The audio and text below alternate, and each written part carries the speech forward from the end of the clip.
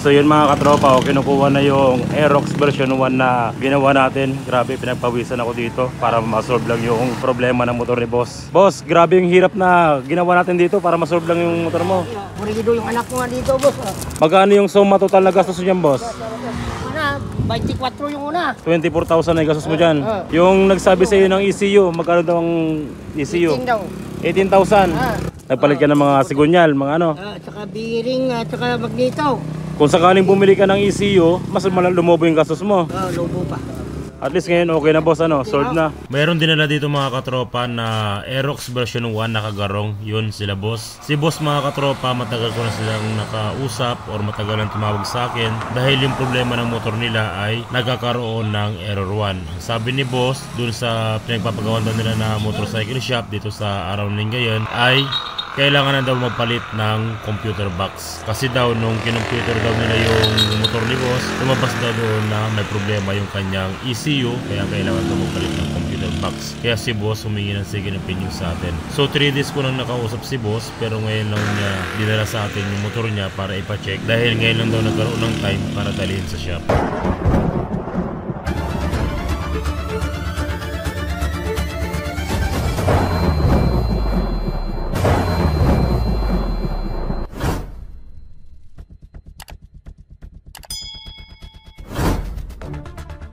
So meron tayong ginagawa rito mga katropa na Aerox version 1. Yung problema ng motor ni boss ay error 61 at pumuputok-putok yung kanyang fuse. So sa error 61 ang problema niya ay yung kanyang IC. So nagpalit tayo ng bagong IC sa motor ni boss kasi hindi na nagre-response yung IC niya. Tapos yung pumuputok yung kanyang fuse, yung pala, yung problema ng motor ni boss ay ayun, may naiwan pa. Kung mapapansin nyo, yung dual contact na nilagay nila naipit doon sa mismong pinagkabitan nila ng headlight. Ito, naipit. Kaya si boss nakakailang fuse na.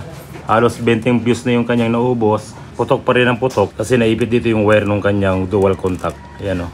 Nung naglagay sila ng headlight, hindi na napansin na ipit. So, solved na yung kanyang error 61, yung IC. Solved na rin yung kanyang grounded at hindi na rin pumuputok yung fuse ni boss. Tapos dito naman mga katropa, yung Aerox version 1 din. Ito yung binaba nila sa garong dahil nga sabi ko sa inyo, si boss matagal lang tumatawag sa akin. So ngayon lang niya naharap na dalhin na nagpagawa siya dun sa kabilang shop dito sa Around Lingayen. Pinagawa niya yung motor niya, gumasa siya ng 18,000 at pabalik-balik siya dun sa gumawa. Napapalit ata siya ng sigunyal, piston, kung ano.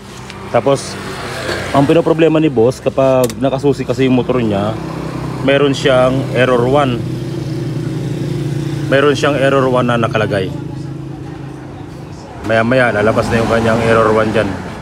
Yan, error 1. Ngayon si boss mga katropa, bumabalik dun sa gumawa ng motor niya. Pinapacheck niya kung bakit nagkakaroon siya ng error 1 kapag sinususi. At sabi ng gumawa, chinek nila, kinomputer daw nila, computer box na yung problema.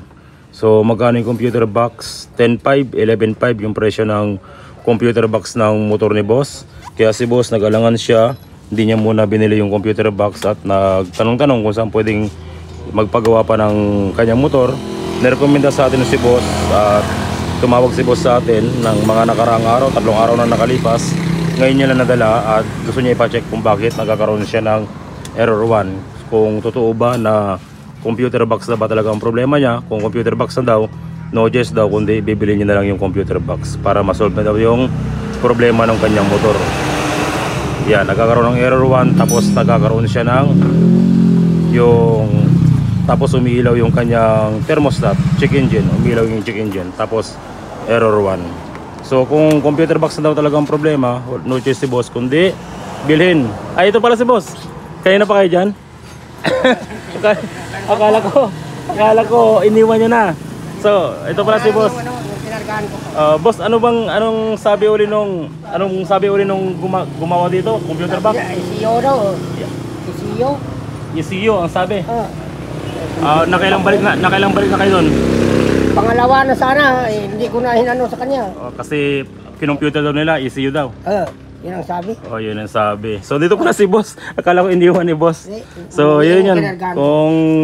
Kung talagang ECU na talagang problema, no choice daw sila kundi bibili nila yung ECU. Pero sa mga ganitong sitwasyon mga katropa, kung sakaling naka-encounter kayo ng ganitong klaseng problema sa inyong motor, nagkakaroon siya ng error 1, huwag kayong basta-basta bibili ng ECU at huwag kayong basta-basta magpapalit ng ECU dahil mas mapapamahal kayo. Kung sakaling na-encounter nyo yung ganitong klaseng problema, error 1, ganito lang yung dapat natin gawin para makatipid tayo at hindi tayo gumastos ng malaki.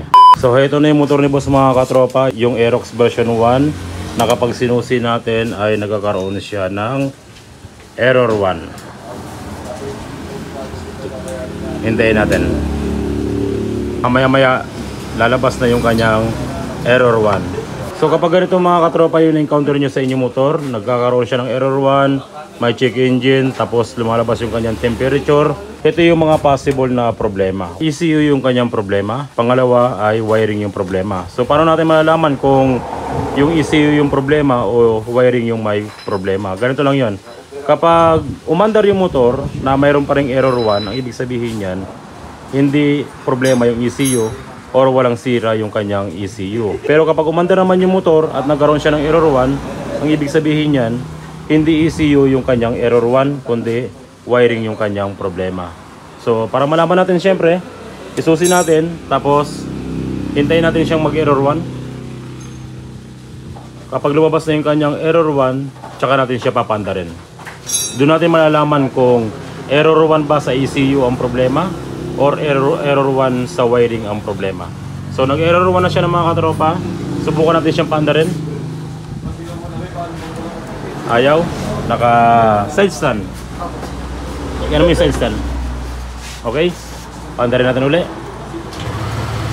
So kung mapapansin nyo mga katropa, ay umandar yung motor ni boss na naka error 1. So ang ibig sabihin, yung error 1 niya hindi sa ECU o hindi sa computer box. Ang error 1 niya ay sa wiring. So ang i-check natin dito mga katropa, yung kanyang wiring. So ano ba yung wiring na i-check natin dito?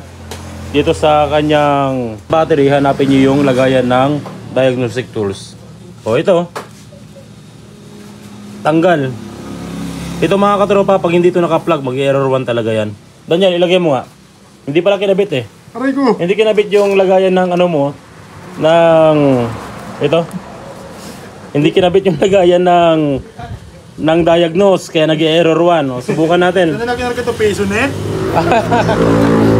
Subukan natin kung mag-error 1 pa rin. So, kasi pag ito mga katropa, pag hindi ito nakakabit, automatic mag-error 1 yan.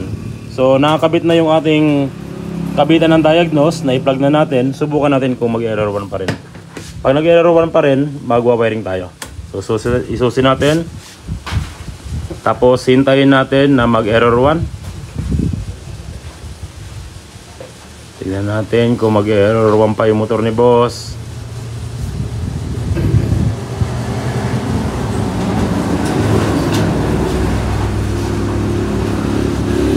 Mukhang yun lang yung problema, boss. Sinong gumawa niyan? Mag-away kami. Sinong gumawa nito? Mag-aaway kayo. Mag-away kami yan. Hindi na nag-error 1. Ayan. Susi natin. Hindi nakakabit eh. Tapos pagpapalitin ng ECU, boss. Okay, yan natin to para hindi mag-lock. Subukan natin. Hintayin natin na mag-error 1 siya. Muntik ng ma-computer box si boss. Hindi lang kinabit yung yung lagayan ng diagnose. Bilhin ko na yung computer box niya. Ayun. Tama-tama. Sira yung computer box ni Barkada. Oh, problem solved na, boss. Ano tayong ginagawa? Oh, hindi na pinlog. Pinandawa na lang. Hindi na ito siya sa peso net. Oh, okay na, boss. Hindi na nag-error 1. Pero kung sakali mga karoon, muntik na magpalit ng computer box, hindi lang kinabit yung yung diagnose. Pero kung sakali mga katropa na nakakabit halimbawa yung lagay ng diagnose nakakabit at nagkaroon siya ng error 1 dito sa dashboard panel na hindi naman naka-unplug to or nakakabit to, ang palagi natin i-check yung yellow na mayroong lining na blue o yellow blue. Ito. Yung yellow blue mga katropa, dalawa yung tinatagusan yan. Unang-una, yung isang yellow blue papunta ron sa computer box. dapat isigurado nyo na walang putol papunta rito, yung yellow blue na yan. Kapag nasigurado nyo na walang putol yung galing ng ating ECU papunta rito sa saksakan ng diagnose, doon sa katapat niya mayroon ding yellow blue. Ito, yung isang yellow blue na yung mga katropa, papunta yan dito sa panel.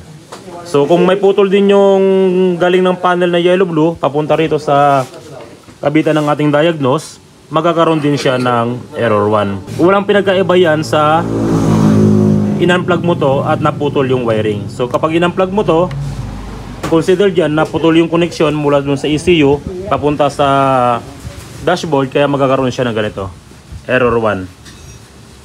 So ayun yung isosolve natin. Pero sa kaso ni boss ay naka-unplug yung kanyang socket, kaya nagkakaroon siya ng error 1 kasi mula dun sa ECU papunta dun sa dashboard ay meron siyang putol o lost connection kapag naka-unplug to. So tingnan nyo, binalik ko, wala ng error 1. Daniel, tanggalin mo nga. Tanggalin mo yan. Pag tinanggal nyo, magkakaroon siya ng error 1. Sino ba kasing gumawa nito? So walang pinagkaiba yan mga katropa na parang naputol din to. Pero pag naka-plug to at merong error 1 na umaandar yung makina, ibig sabihin, mag-focus kayo dito sa yellow-blue na wiring. Ang ibig sabihin nun ay meron siyang lost connection papunta rin sa ECU, papunta rin sa dashboard. I-plug mo, Daniel. Pag pinlag natin yung socket ng ating ECU, automatic mawawala yung error 1. So boss, solved na. Hindi ka na gumastos ng ECU. Sabi mo kay anak mo, tinanggal yung ito. Hindi kinabit. Umabot ng 24K. Pero sabi nila kinomputer nila. May sinaksak sila na May sinaksak na scanner ba yung tawag doon? scanner. Oo. Scanner. Walang mood boss, nag-lag. Yun. Scanner. Okay na boss. So yun lang mga katropa, kung sakali naka-encounter kayo ng ganitong klaseng problema, katulad ni boss, muntik na madali siya ng ECU. Kung sakaling maka-encounter kayo ng ganitong klaseng problema, wag kayo agad magpapalit ng ECU. Yun lang yung paraan para malaman natin kung may problema ba sa wiring o may problema sa computer box. Dalawa kasi yung error 1 ng ating Aerox version 1. Error 1 sa ECU, talagang nasisira din talaga siya, pero hindi under yung motor. Pero once under yung motor, hindi siya error 1 sa ECU, kundi error sa wiring. So yun lang mga katropa, maraming salamat sa walang sawang pagsuporta sa ating channel. Sana tuwing nanonood kayo ng ating video, marami kayo natutunan na gamit nyo sa inyong panganap buhay or sa inyong pagdi-DIY. Maraming salamat mga katropa. God bless at syempre ingat palagi sa pag-wiring. Boss, walang gastos. Walang gastos.